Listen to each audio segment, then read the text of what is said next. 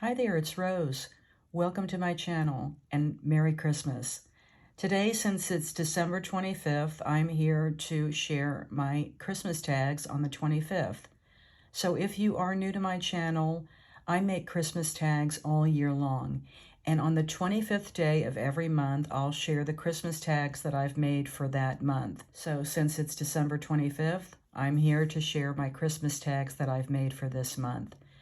It's so much fun to make Christmas tags all year because it gives me a chance to really keep thinking about Christmas, be in the spirit of Christmas, the joy of creating Christmas crafts, and a chance to use my Christmas stash, my paper and my stamps, and just a fun way to create all year long. So I've listed all the videos from this past year in my description box below. You can also check out the playlist on my channel if you want to catch up with all the Christmas tags that I've made this year and last year and even the year before.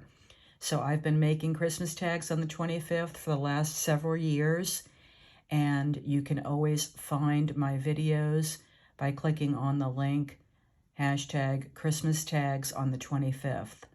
I hope you enjoy taking a look at what I'm creating, and for this month, I made some fun tags that I think you'll like taking a look at. So let's get into it, and I'll start out by showing you what I've used to make my tags for this month.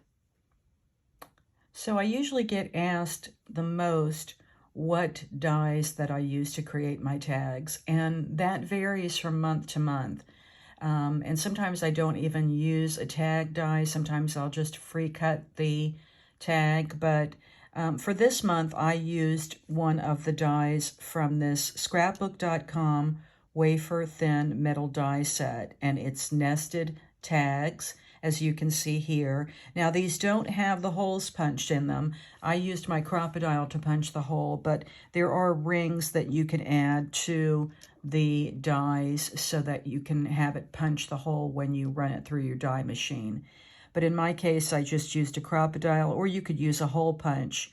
The nice thing about this type of tag die is that because it doesn't have a hole, you can eliminate the hole altogether and just use the tag shape on your projects, on a card, or maybe just in your journal, or just sending something to a friend. And so you don't have to worry about adding twine with the hole and so forth, or ribbon.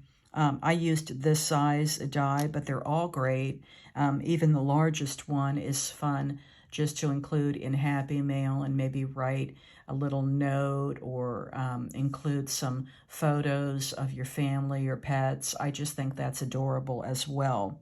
So I get a lot of use out of these. I did pick this up this year, of course, from scrapbook.com because they created these. But I use all kinds of tag dies. I have quite a variety of different styles in my stash. But again, sometimes I just freehand it.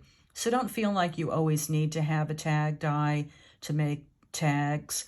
You know, a tag is a very simple shape, and just angling the corners, which you can do with just a simple pair of scissors. So this is what I used for this month. Now, I used some paper from this Recollections Wrapped with Care 6x6 paper pad. Now, this was new this year, and the papers are very pretty. I'll do a quick little flip through here. But I did find some papers that I thought were perfect for my tags and wanted to use this paper to create some of my tags this year. So that's what I did. I also, of course, use 110-pound white cardstock for backing my tags as well, which you'll see when I get into sharing them. But this was a very pretty paper collection. Michaels didn't release a lot of new paper this year, but this is one that I really did want to pick up, and it's Wrapped with Care from Recollections. Now, I brought in a couple of items from Stampin' Up, and this is an older stamp set that at the time was bundled with the punch.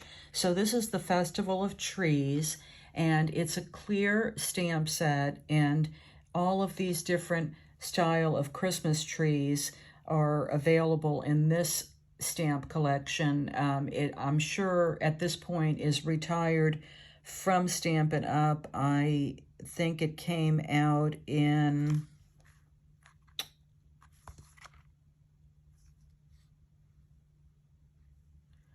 I don't have a date that it was released, but at the time you could buy just the little punch to cut out your own shaped trees, or you could use the punch after you have stamped the different Stampin' Up! Trees.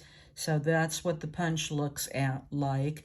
And what I liked about this particular punch, I don't always get the Stampin' Up! Punches that coordinate, but you could just use this on solid color cardstock to create your own Christmas tree shape.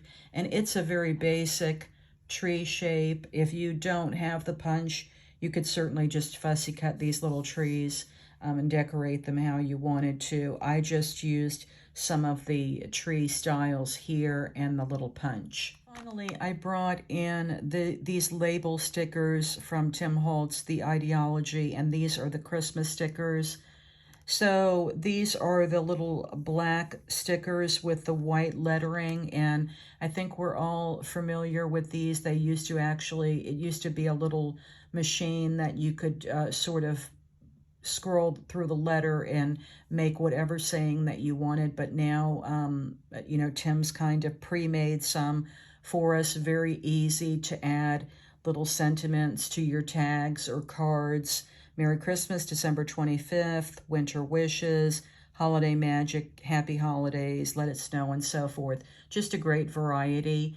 I picked this up this year at Joann's, but you can also find it on Simon or scrapbook.com. And they're just great to have on hand if you're just looking for a little simple sentiment and you don't want to do stamping. In this case, my paper was a little detailed, and I just wanted a bold black background with some lettering. So that's what I elected to use for my sentiments on my tags for this month.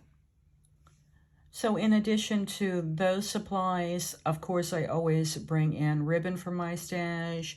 I use some stickles, some rhinestones, just for further embellishing, a little bit of maybe a vintage photo, just for some accent. And let's get into it, and I'll show you what I created.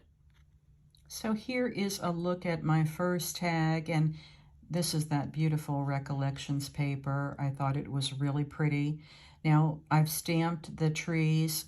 All the trees are stamped with Lawn Fawn ink, and I just thought that was a really beautiful green. Of course, I've brought in some foil cardstock to add a scallop base, and then a smaller scallop in the red foil in this case. I love this red and white check ribbon, and I found this at the Dollar Tree this year. I've added some little stickles and rhinestones to the tree for some detail. Here's that Tim sentiment and the Merry Christmas. You can see how the black background really helps that to lay nicely on the pattern paper. Just a really simple cord there for the tie, and then the to and from. This is a diamond press stamp that I've added there to the back. And I always leave plenty of room to add a message or a sentiment if I'm going to be including this with the gift. So that was the first one. Now all the trees, the great thing about that little Stampin' Up! Stamp set is all the trees have little different features to them, which I really like. And so this one is one of my favorite designs because the tree sort of looks like it's blooming. Maybe it's a magnolia, and those are flowers on it. And again, that really pretty cardstock was, I thought, a nice base. Now here I've alternated and put the red scallop as the layering piece there, and then the gold, and then I've added the green and white check ribbon, which I thought was a nice complement. There's a little green cord, Christmas wishes, and there's a look at the back. So those are my first two. Now here's a look at my third one, and all the trees are different, all the sentiments are different. The paper is the same, and then just layering the red and gold foil paper is the difference there. But this tree sort of looks like a little pine. Happy holidays. Cord there.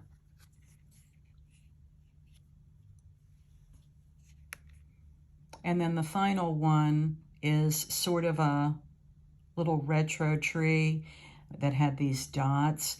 So I loved accenting that one. I love that all the trees were different. And so all the sentiments are different. This one says Season's Greetings. All the backs are the same with the to and from, and there's the little cord.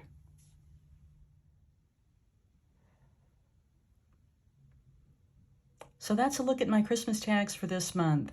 I hope you enjoyed taking a look at what I created, and I wish you a very Merry Christmas and a Happy New Year. I will, of course, be back next year with Christmas tags on the 25th. So if you're new to my channel, I hope you'll consider hitting that subscribe button and ringing the bell notification so you never miss a video. Thanks so much for watching, and I'll see you next time.